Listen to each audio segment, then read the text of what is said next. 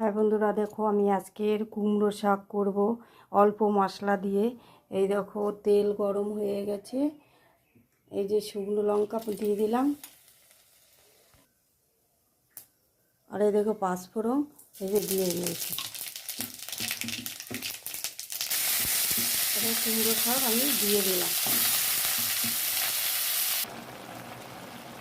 এই দেখো এবারে আমি হলুদ দেব, আর এই যে কাঁচা লঙ্কা দেব,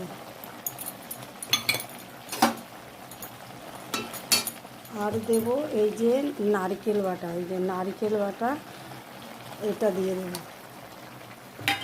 তোমরা এইভাবে কুমড়ো শাক রান্না করে খেয়ে দেখবে, কোনো মশলা আর দেবে না, আর লাস্টে একটু চিনি দিয়ে দেবে।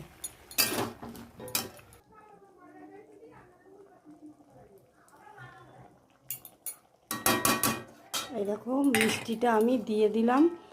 এবারে আমার এই শাক হয়ে গেছে। এভাবে তোমরা শাক করে খাবে, দেখবে খুব ভালো লাগবে, টেস্টি লাগবে। আর বন্ধুরা, তোমরা আমার পাশে একটু থেকো, আর একটা লাইক কমেন্ট শেয়ার করো।